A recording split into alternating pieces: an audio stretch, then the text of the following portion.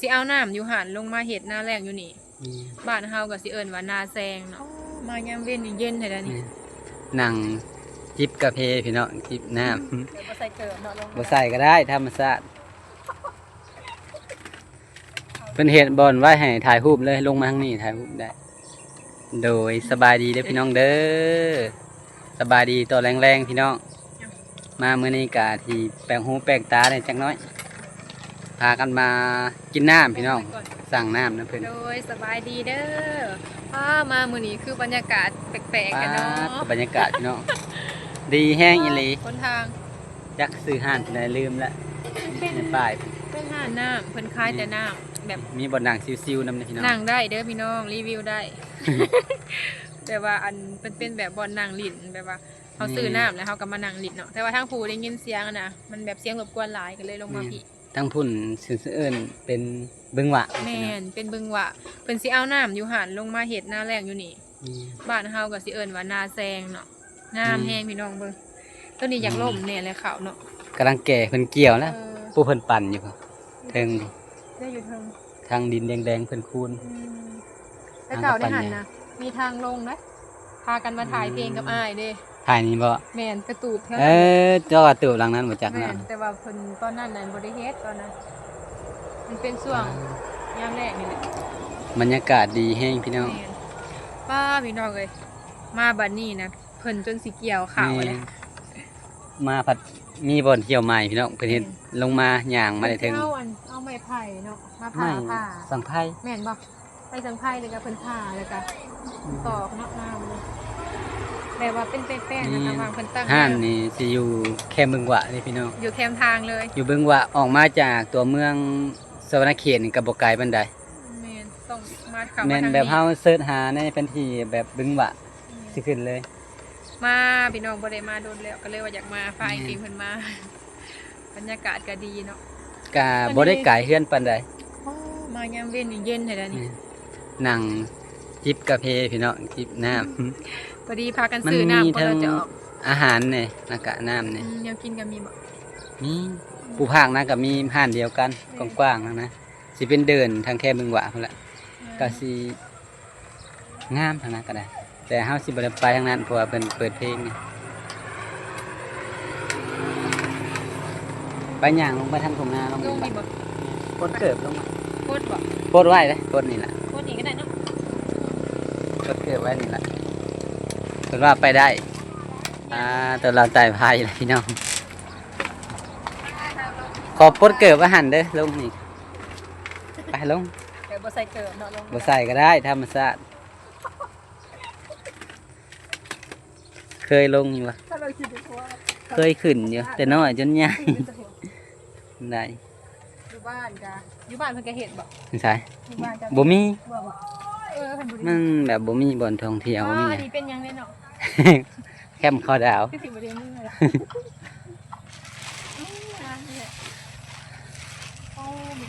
ปลาดนๆแล้วบัดนี้พอบรรยากาศวันนี้พี่น้องพามาหล่อป่าคือเก่าเด้อปลาเข่าได้มื้อนี้ปลาเข่าบ่เป็นเข่าเพิ่นงามเนาะเป็นต่ำๆเนาะนี่เป็นเหตุบอลไว้ให้ถ่ายรูปเลยลงมาทางนี้ถ่ายรูปได้เรียกปิ่นไปทางเทิงกับวิวดีเป็นกระตูกมุงหยาเนาะแม่นกระตูกมุงหยาแคมบึงหวะพี่น้องมีเบิดกูภาคบ้านเฮาก็มีแบบธรรมชาติเด้อพี่น้องถ้าใครอยากมาก็ได้มาได้มีบอลเที่ยวพี่น้องหรือว่ามาจากไกลก็ได้เนาะมันมีเป็นห้องน้ำมียังข้างในได้เป็นเห็ดกันถ้าว่าบึงหวะเลยเพิ่นจะสิฮู้เบิดดอกบึงหวะแข็งไปทางพุ่นก็สิมีร้านอาหารอยู่ทางพุ่นปดเกิบมาเลยขักอะไรบรรยากาศนี่พี่น้องเบิ่งเขานี่ข่าวหน้าแรงหน้าแซงเพิ่นเอาน้ำจากบึงหวะตอนนี้น้ำอยู่ทางบึงหวะเพิ่นกะสิแห้งกายแบบห้องมันเพิ่นปล่อยแล้วมันบกวิดเลยข่าวก็พอดีแก่สีเดียวกันเลยสีเดียวก็เข้าพากันมาซื้อน้ำกินน้าที่ถ่ายรูปเห็นไหมนั่นโดนมาเถื่อนหนึ่งมาได้แล้ว หอมเลย ปาดเด้อ มันเขาสิเจาะ พากันกายมาพี่น้องคือว่าสิเมื่อพูดเลยได้มาแหละพอดีมาแวะเห็นมันวิวงาม ก็เลยว่าแวะถ่ายก่อน แวะก่อน โอ้ยสิเหียอ่ะดูดก่อนดูสิอะไร เพิ่นเอิ้นหยังซาบ่ะ ชาเขียวปั่น อืม มันกับบไดปลุกมันธรรมดาเป็นใส่นม แนมไปทางพุ่นแบบเห็นผู้เห็นหยังนะน่าจะแม่นทางไทยบ่ แม่นทั้ง ความคลองไว้พุ่นติเนาะ ทั้งสิ แม่นแล้ว แม่นเนี่ย แม่นอันนั้นก็แม่นทางพุ่น ไปเก่าลงมานะเพลงนะไห้หน้าต้นนั้นแหละงมหอย อื เรา ม ไปตามขอเบื่ออยู่ โอ้ สิมีห้องบ่ทางนั้น แม่น เออ แบบวิวแบบนี้เนี่ยเหมาะสมกับถ่ายเพลงเนาะแต่ว่าถ่ายอันเพิ่นเอิ้นว่าอีหยังเอาเอิ้นบ่เป็นเอิ้น MV แม่นบ่ MV เพลง น่ะห้องบ่เป็นพี่น้องห้องเป็นก็สิมาถ่ายให้เบิ่งนี่เนาะ มื้อใดก็วนอยู่แต่กับหากินกับเผาถ่านพี่น้องมามื้อนี้เปลี่ยนบรรยากาศ อยากมาลิ ปาดตัว เฮา แนวเพลง เฮาขี่รถมานำทางเห็นแต่เพิ่นขนข้าว เนี่ยพี่น้องอยากเป็นนาเฮาเด้คือสิครับ คักเนาะ บรรยากาศจะดีได้พี่น้องอยู่แบบนี้จะเงียบๆแต่ว่าสวยงามเนาะธรรมชาติ แม่น แบบว่าเฮาว่าลิ้นนี่นะยามเว้นนะนอนก็ได้ ได้ แต่ว่าเฮาต้องซื้อแบบว่าน้ำอีหยังก็ได้หั่นนะซื้อกินแบบมาเที่ยวดนๆเทื่อหนึง วิวงามนะพี่น้องพอนั่งนี่ วิวก็ได้เนาะ สิ เป็นแบบธรรมชาติบ่ได้ สิมีแต่ตูบในทางแนมมาก็ได้บ่ เพิ่นมาเผา เผาข้าว กลางคืนเพิ่นสิมานอนเผา อันน่ะพี่น้องก็ซาเพิ่นก็เฮ็ดได้หน้าแรกนี่นะ หักจักหน้าเพิ่นจังได แม่นเฮาถามเพิ่นอยู่ว่าสิมานํเพิ่นอยากถ่ายให้พ่อแม่พี่น้องเบิ่งหั้นนะพี่น้องอันแต่ว่าเพิ่นว่าอีกทิศ1 2ทิศผู้ประจักษ์เพิ่นว่าเพิ่นสิมาเกี่ยวหั่นนะ มันกำลังเหลืองสำนี้ แม่น อีกที1 2ทิศน่าจะพอดีเกี่ยว ทางนี้บ่หรือว่าทางพุ่นแหละจักอยู่ทางใดส่วนหลายก็ทางนี้แหละเพิ่นเฮ็ดน่ะแต่เฮาก็บ่ฮู้ว่าอยู่ไสแต่ว่ายามเว้นน่ะผัวเพิ่นมาเผาอยู่เลย อืม ทางอ้ายเพิ่น เอาเลยยันนกยันหยังลงยันงัวยันหยังลง ลงมาเบิ่งได้เพิ่นว่าลงมาลินได้งามแฮงพี่น้อง ต้องรถนะ เพิ่นเฮ็ดให้คนท่องเที่ยวเด้ อืม เพิ่นไปสวยงาม บ้านหยังเพิ่นเอิ้นนี่นะ ขึ้นกับบ้านบึงหวะ เบิ่งว่า ถ้าว่าบ้านบึงหวะนี่รู้จักเบิดแท้ส่วนหลายน่ะเพิ่นแบบว่า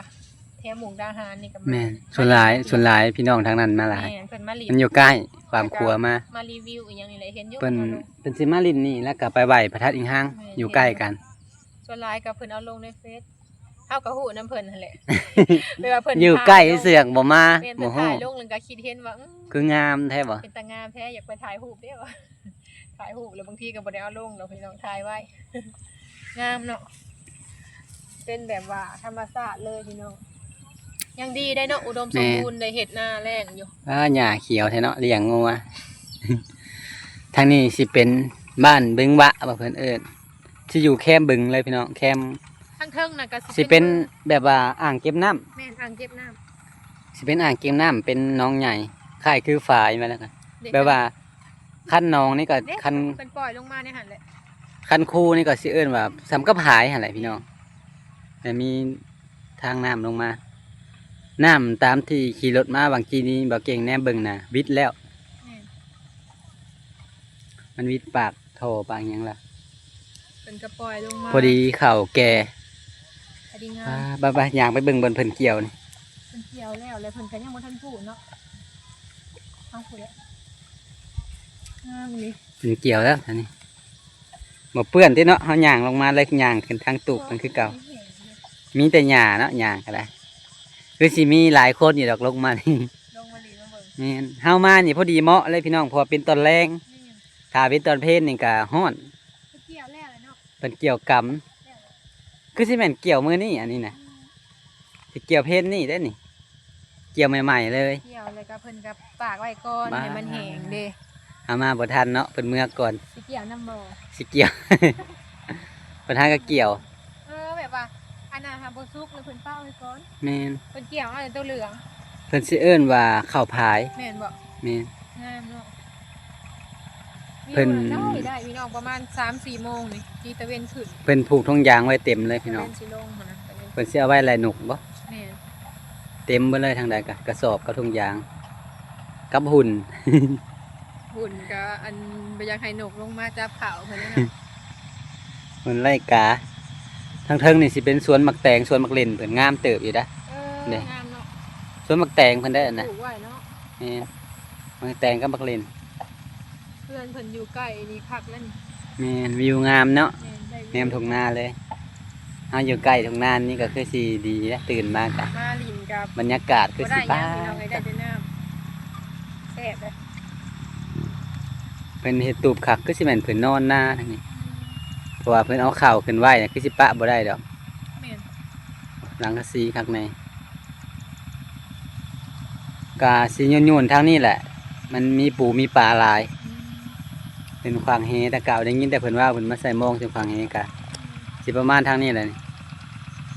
มันสิมีปลา มีหยังเพราะว่ามีห้องเป็นตาม่วนเนาะขึ้นแล้วก็ได้ เหนื่อยแล้ว บรรยากาศดีค่ะเด้อ สงสารเลยเป็นหมัดตรงยางใส่เต็มเลยเนาะ เนี่ยเต้นเป็นเห็ดเป็นมุงไว้มาเกี่ยวเขาวเนี่ยมันก็ไปดังเทิงกับส่วนนี้เพิ่นกำลังแก่เขาวเมื่อ พอดี โอ้พี่น้องแก่สรุปไทยเมื่อละ เฮ็ดบ้านอยู่หันแล้วเพิ่นก็เกี่ยวหน้าเฮ็ดบ้านเข้าไปในบ้านนี่ก็บ่ได้กว้างปานใดพอดี พอดีป่ะ เป็นหมู่บ้านหนึ่งเลยแหละแต่เป็นบ่ได้ที่ปานใดหั่น บ้านที่อยากยาวไปดำทาง แม่น ขึ้นไปหาทางโยนไปทางลักแปดว่าแล้วกัน แม่นไปทางลักแปดซอดลักแปดไปนะ วิวงามอีหลีทางเทิงไปบ่เบิ่งพังมาจังน้อย ทางไหน ไปแคมพุ่นบ่พันไปจักเถื่อ เรื่องมันบอก เอาถือน้ำนั้นปู่เรากำลังกู้เครื่องมันค่ำเลยเบิ่นลูกค้าเลย เพิ่นเอาขึ้นก่อน เบิ่นลูกค้าแล้วก็พอดีแล้วเฮาผัดบ่ได้ใส่เกิบลงมา ย่างห้านย่างผ้าห้านเพิ่น หน้าเนาะเขาก็ นี่ ขึ้นบันไดเลื่อน ไปขึ้นมัน บันไดเพิ่นเฮ็ดงามงาม เพิ่นมีห้องน้ำบริการนำได้ ไป เฮากายมานี่ก็มาเบาได้กายมาทางนี้ เจ้านี่ได้ คันใดพี่น้องคันใดก็ไม่แก่นคักแม่ ว่าศาสตร์ตัวนี้ก็ค่ะ สะอาดกะปาดกลับมาเด้อพี่น้องเด้อเป็นเอครับอะไร เป็นสารไม้อันนี้นะบ่แม่นบ่ได้เปื้อน ไม่ละ แม่นไม้ ที่เป็นไม้เนาะ กับอีหยังกับบ่แม่นอันนี้ หวายติ แม่นบ่ หวายบ่เป็นไม้หวาย หยัง สารเนี่ยเอ้ย ชื่อโดนแล้ว งาม แค่ละแสน แต่ละแสนหวาย แต่ว่ามันบ่เปื้อนง่าย ครับอะไรงามมาชม ก็ได้อันนี้ เดินจังมา โอเคสารแดดก็ได้เพิ่นบอกแค่นี้ที่ก็ได้ เห็ดเป็นหนองมันกำลังเลี้ยงปลาบรรยากาศพี่น้องสิเป็นห้านเดียวกันกับผังนี้ถ้าวันเสาร์วันอาทิตย์เนี่ยพี่น้องคนน่ะเต็มเลยวันเสาร์วันอาทิตย์แต่คนหลายถ้ามาต้องมาวันเสาร์วันอาทิตย์มันจะมีคนหลาย เอ้ยนี่ทางนี้ก็ทางหน้าเนี่ยบ่แม่นเนาะ น้ำบกเลยเนาะ เพิ่นมันรีบเต้น โอ้ บอลลินพี่น้องยางออกมาทางพี่น้อง แต่ เลย ว่าอันหนทางกับว่างกลางของถุงนากับน้ำ นั่นเป็นแบบคันผาย แม่ คันหนองมาแล้ว พายเพิ่นเอิ้นน่ะเพิ่นสิเอิ้นว่าพายเพิ่นว่า เนี่ยยามวันเสาร์วันอาทิตย์เนาะตอนแรงนี่จะเป็นห้านอาหารทางนาเป็นเห็ดปุ๊บ เพิ่นมาเอาโต๊ะเอาตังมานั่งลิ้นนะนี่บรรยากาศ บรรยากาศดีแห้งพี่น้อง พายคืออาหารกินหมดแล้ว มีเรือหากินในแถวกลางหนอง ผักเนาะ นี่ทางสะดวกนะ ทางนี้ก็ซอดพระธาตุอิงห้างเด้อ แม่ พี่น้องมีขี่ไปนี่ สอดอิงห้างสอดทัดอิงห้างลืมละ ลืมมาบ้านบรรทัด ธาตุอิงห้าง อาหารเปิดเอาหากันอย่างมากินวิวดีดี กลางคืนเพิ่นก็ปิดไฟวะเพราะว่า เบิดลูกค้าเด้ แม่นเปิดไพ่แต่ว่าลูกค้ามาส่งยามแรงกับแม่แจ้งเปิดไพ่การทงหน้านี่คือสิขาดเนาะ แมนอย่างอย่างลงไปต้องพูดในอยจังน้อยหนึ่งไปบ่ เพราะทางหนึ่งนี่ แมนเจ้าขี่รถลงได้สะ เปิดลงมาได้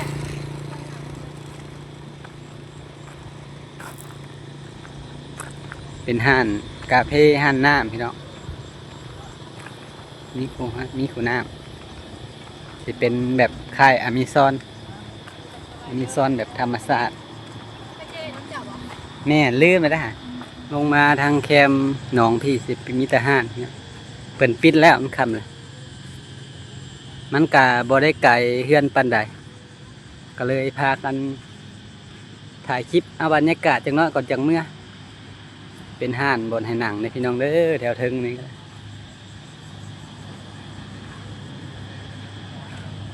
มีโต๊ะให้หนังนำ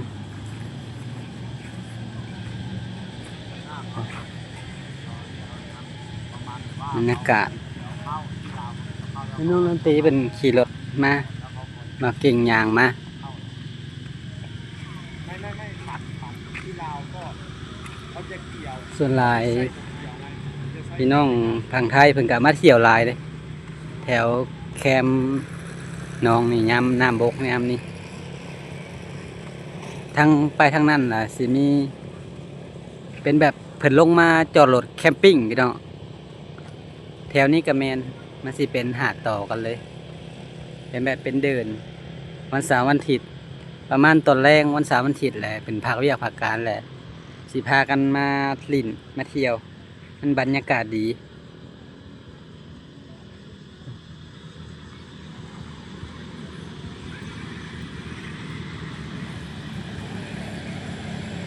โดนจังกายมาเท่านึงพี่น้อง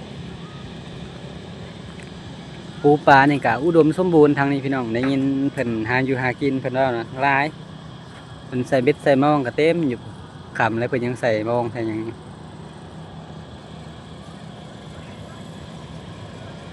เอาเมื่อนี่กะบ่ไกลดอกพี่น้องอยากเตาถ่านก็ได้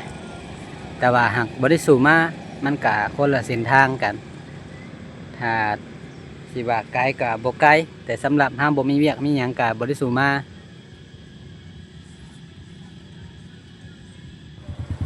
น้องลาตีลงมาเลยพี่น้องลงมาเอาถ้าเป็นขี่รถลงมามืดเลยพี่น้องบาทนี้สำหรับคลิปนี้บ่าวเก่งก็จะขอจบคลิปลงเพียงเท่านี้เด้อพี่น้องเด้อเป็นจังใดก็ฝากติดตามรับชมให้บ่าวเก่งนี่เด้อสำหรับคลิปนี้ขอกล่าวคำว่าสบายดี